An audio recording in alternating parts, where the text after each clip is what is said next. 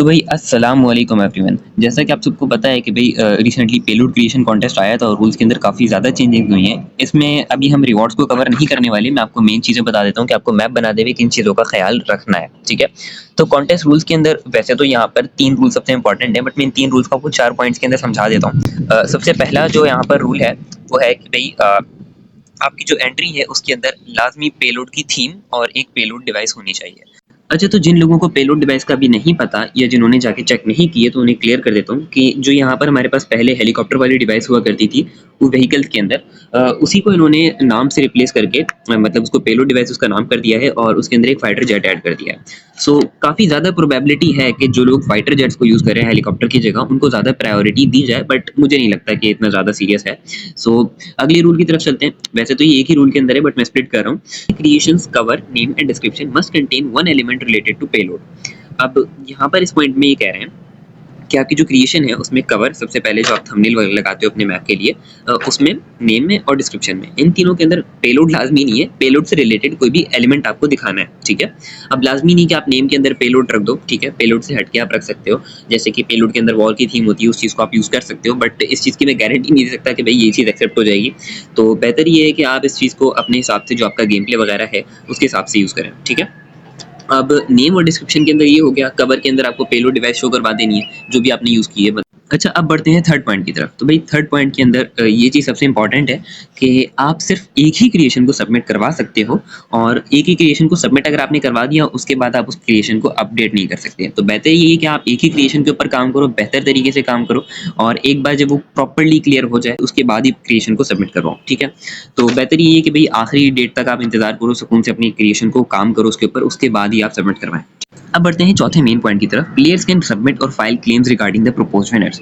अब यहाँ पर सीन ये है कि प्रपोज्ड विनर्स का मतलब ये है कि जो भी विनर्स वगैरह डिसाइड किए गए हैं, ठीक है? उनके अगेंस्ट आप फाइल कंप्लेन वगैरह फाइल कर सकते हो अगर आपको लगता है कि भाई इसने रूल्स को सही से फॉलो नहीं किया या फिर उसने कॉपीराइटेड काम किया या फिर आपके मैप के कंटेंट को किसी ने कॉपी करके यूज़ किया है, आप उसकी कंप्लेन कर सकते हो। तो जो भी है फिर वो जो भी इनकी रिव्यू टीम होगी वो उसको चीज़ों को चेक करेगी, फिर उसके बाद एक्शन लिया जाएगा। सो बट इसके अंदर यहाँ पर ये है कि भाई अगर आप कंप्लेन को लेट करते हो, मतलब ये कि भाई रिजल्ट एक बार फाइनल अनाउंस हो चुके हैं, आप उसके बाद उसको कंप्लेन करते हो तो वो कंसिडर नहीं की जाएगी। अब ये तो थे कॉन्टेस्ट रूल्स। अब बढ़ते हैं सिलेक्शन रूल की तरफ। यहाँ पर इन्होंने 5 ऐसे पॉइंट्स बताए हैं कि जिनके बेसिस पे आपकी क्रिएशन को डिस्क्वालीफाई किया जा सकता है। अब इन्हीं पॉइंट्स के अंदर सबसे पहला पॉइंट है entries with overly basic content. अब ओवरली बेसिक कंटेंट का मतलब ये है कि भाई आपने सिर्फ इनकी जो रिक्वायरमेंट्स वगैरह है आपने जस्ट उनको पूरा किया, गेम प्ले के ऊपर कुछ भी काम नहीं किया, आपने कोई डिजाइनिंग थीम वगैरह पे कोई काम नहीं किया और आपने जस्ट ऐसे ही एंट्री को सबमिट करवा दिया, तो ये सीधा डिस्क्वालीफाई हो सकती है। अब दूसरे पॉइंट की तरफ चलते हैं। यहाँ पर entries with game play that have little to do with payload. अब ये इनका रूल इस वजह से है कि ज़्यादातर लोग क्या करते हैं कि 3 मिनट के अपने प्लेस को लेने के चक्कर में वो क्या करते हैं, ज़बरदस्ती पार्कोर लगा देंगे मैप के अंदर कि बंदा बार-बार मरे और फिर वो 3 मिनट का टाइम पूरा हो जाए, ठीक है? उसके अलावा दूसरा फैक्टर ये होता है कि बहुत से लोग पज़ल ऐड कर देते हैं और जान करके उसके अंदर सही से हिंट्स वगैरह नहीं देते। तो इस बार इन चीज़ों को पूरा एक्सक्लूड कर दिया है कि भई आप मेन थीम के ऊपर रह के काम करो, पेलोड के ऊपर, ठीक है? जिसमें पेलोड का गेम प्ले होना चाहिए। अगर आप उसके अलावा ज़्यादा चीज़ें ऐड कर देते हो जिसमें पेलोड कम है और दूसरी चीज़ें ज़्यादा हैं, तो एंट्री भी डिस्क्वालीफाई हो सकती है। अच्छा, तीसरे पॉइंट की तरफ चलते हैं। तो यहाँ पर है entries with stages that have little to do with payload.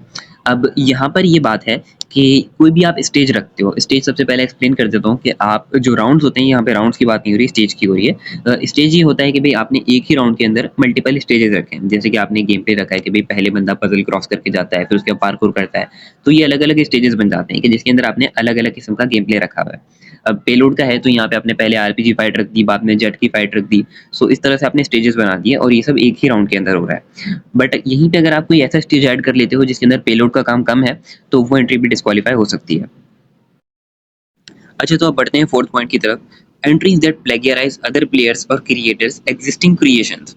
अब प्लेगियराइज का मतलब यहाँ पर ये है कि आप किसी भी एक बंदे की क्रिएशन है, ठीक है, उसको आप कॉपी कर लेते हो या फिर आप उसके मैप से प्रीफैब बना लेते हो या फिर आप उसके कंटेंट को कॉपी कर लेते हो कि उसकी जो भी थीम है गेम प्ले की आपने उसको कॉपी कर लिया और उसको आपने एज एन ओन क्रिएशन आपने आगे फॉरवर्ड कर दिया कि भाई ये मेरी अपनी क्रिएशन है। तो ये प्लेगियराइजेशन कहलाती है, जो कि यहाँ पर अलाउड नहीं है।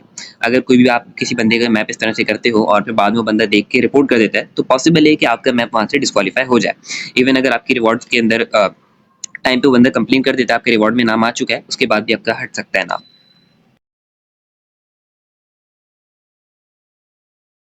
अच्छा, तो अब इसके बाद बढ़ते हैं अपने फाइनल पॉइंट की तरफ। तो यहाँ पर लिखा गया है entries that lack playability due to bugs, entries that can not be played normally due to creators actions. अब यहाँ पर है कि भाई अब क्रिएटर्स अक्सर ऐसा करते हैं कि भाई उन्होंने मैप तो क्लियरली बना लिया, गेम प्ले वगैरह सब कुछ बना लिया, थीम के ऊपर बहुत अच्छा काम किया है, बट डिवाइसेस की सेटिंग अक्सर ऐसा होता है सही नहीं कर पाते। बहुत से लोग क्या करते हैं कि मिशन उन्होंने 4 बंदों का गेम है बट मिशन एक ही बंदे को असाइन हो रहा है, तो ये तो बग हो गया, ठीक है।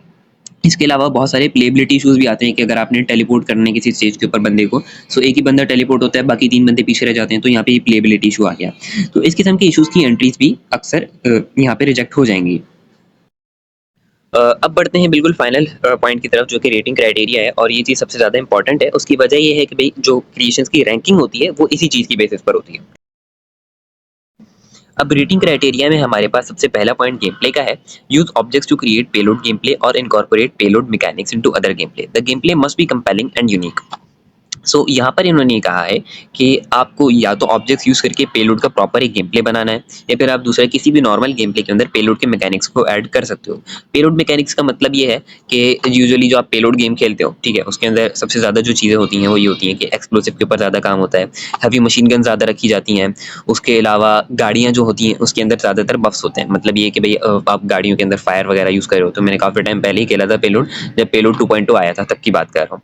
सो अभी मैंने काफ़ी टाइम से खेला नहीं है, बट ये है कि आप व्हीकल्स वगैरह अगर कोई बंदा है उसमें बैठता है तो आप उससे बफ वगैरह ऐड कर सकते हो कि व्हीकल में बैठता है, बफ ऐड होते हैं, व्हीकल लीव करता है तो बफ रिमूव हो जाते हैं। इस तरह से आप कर सकते हो। सो ये पेलोड मैकेनिक्स उसमें ऐड हो जाते हैं। एक और चीज़ ये है कि गेम प्ले यूनिक होना चाहिए। अब बढ़ते हैं स्टेजेस की तरफ। Stages are engaging and varied with difficulty increasing gradually as the game progresses. मतलब यहाँ पे हमें एक काम ये भी करना है कि स्टेजेस होने चाहिए आपके गेम के अंदर। मतलब ऐसा नहीं है कि एक ही गेम प्ले को आप स्मूथली रन करवा रहे हो, आपको स्टेजेस रखने हैं, वैरायटी रखनी है स्टेजेस की, कि अलग अलग स्टेजेस आगे बढ़ रहे हैं और हर स्टेज के अंदर पहले से ज़्यादा डिफिकल्टी होनी चाहिए। मतलब पहला स्टेज ईजी हो, फिर उसके बाद ज़्यादा डिफिकल्ट हो, फिर उसके बाद ज़्यादा डिफिकल्ट। सो इस तरह से आपको गेम प्रोसीड करना है। अगले पॉइंट की तरफ चलते हैं, appearance. The creations art style and atmosphere complement the payload theme. Animation and special effects are smooth and expressive. तो क्रिएशन के आर्ट, स्टाइल और एटमॉस्फेयर, इन 3 चीज़ों के अंदर पेलोड के ऊपर ज़्यादा काम हुआ हो। मतलब ये कि वो पेलोड थीम को कॉम्प्लीमेंट करें। उसके अलावा एनिमेशन और स्पेशल इफेक्ट जो होंगे आपके वो स्मूथ होने चाहिए। उसके अलावा एक्सप्रेसिव भी होने चाहिए। एक्सप्रेसिव का मकसद ये है कि आप जब उन चीज़ों को यूज़ कर रहे हो तो उसका कोई ना कोई रीज़न होना चाहिए, वो वाज़ेह पता लगना चाहिए कि ये चीज़ किस वजह से हो रही है। अब यहाँ पे अगला फैक्टर है completeness. The creation includes a clear and complete tutorial, victory conditions, run smoothly and is free of bugs. यहाँ पर इन्होंने मल्टीपल पॉइंट्स मेंशन किए हैं कि सबसे पहले आपकी जो क्रिएशन के अंदर ट्यूटोरियल होना चाहिए वो लाजमी होना चाहिए। ट्यूटोरियल के अंदर आप ये कर सकते हो, गेम प्ले इंट्रोडक्शन ऐड कर सकते हो, कैमरा डिवाइस यूज़ कर सकते हो। कैमरा डिवाइस के साथ फिर वो टेक्स्ट रिमाइंडर डिवाइस यूज़ कर लो, और फिर आप इन मल्टीपल डिवाइसेस को यूज़ करके एक ट्यूटोरियल हो जिसके अंदर आप समझा सको बंदे को, स्टार्ट में समझा दो कि भाई पूरे गेम में क्या होने वाला है। इसके अलावा आपकी जो विक्ट्री कंडीशंस हैं वो भी क्लियर होनी चाहिए। मतलब ये कि जैसे डोमिनेशन वाला जो रिसेंटली चल रहा था उसके अंदर काफ़ी लोगों ने ये काम किया था कि डोमिनेशन के अंदर उन्होंने पॉइंट्स के ऊपर तो विक्ट्री रखी थी, पॉइंट्स के अलावा उन्होंने विक्ट्री उसके ऊपर भी रख दी थी जो एलिमिनेशन टारगेट होता है। सो दो चीज़ों के ऊपर अगर आप विक्ट्री रख रहे हो तो गेम प्ले फिर एक के अंदर नहीं हो, दो आपने इनकॉर्पोरेट कर दिए गेम प्ले। सो उस चीज़ को नहीं करना है। उसके अलावा आपको जो गेम प्ले है वो स्मूथली चलना चाहिए और फ्री ऑफ बग्स होना चाहिए। अब यहाँ पे बग और ग्लिच में आपको एक डिफरेंस बता देता हूँ कि जो बग होता है वो आपकी तरफ से होता है। मतलब ये कि अगर आपने डिवाइस की सेटिंग में कोई मसला किया तो वो बग कहलाएगा। लेकिन ग्लिच वो होती है कि आपने अपनी सेटिंग सब सही की हुई है, बट वहाँ पे जो प्लेयर है उसके डिवाइस में कोई मसला है, उसका डिवाइस उस चीज़ को सपोर्ट नहीं कर सकता, सो वो ग्लिच में काउंट होता है। ठीक है, तो ग्लिचेस वगैरह की रिस्पॉन्सिबिलिटी आपकी नहीं है, आपका काम बग्स का है। सो अब यहाँ पर क्रिएटिविटी का एक सबसे इंपॉर्टेंट पॉइंट इन्होंने यहाँ पे ऐड किया है कि the creation features innovative game play and stages that are highly replayable और हैव एन एंगेजिंग नैरेटिव। ज़्यादातर जो लोग पजल मैप्स बनाते हैं उसके अंदर क्या होता है कि बंदे ने एक बार गेम खेल लिया, उसके बाद उसको दोबारा खेलने का दिल नहीं करता क्योंकि उसने स्टोरी को पूरा कर दिया। ठीक है, सो आपका नैरेटिव इस टाइप का होना चाहिए कि बंदा बार बार उसे खेल सके और उसे हर बार खेलने में उतना ही मज़ा भी आए। तो यार फिलहाल के लिए इतना ही। अगर तुम्हें कोई भी पॉइंट ऐसा लगता है कि यार मैंने मिस कर दिया या फिर तुम्हें कोई भी इसके बारे में सवाल पूछना है तो कमेंट में पूछ सकते हो, मैं तुम्हें रिस्पॉन्स दूंगा। और वीडियो अच्छी लगी हो तो यार लाइक वगैरह कर देना, बल्कि लाइक को छोड़ो यार, तुम सिर्फ शेयर कर देना किसी के साथ, किसी और का भला हो जाएगा।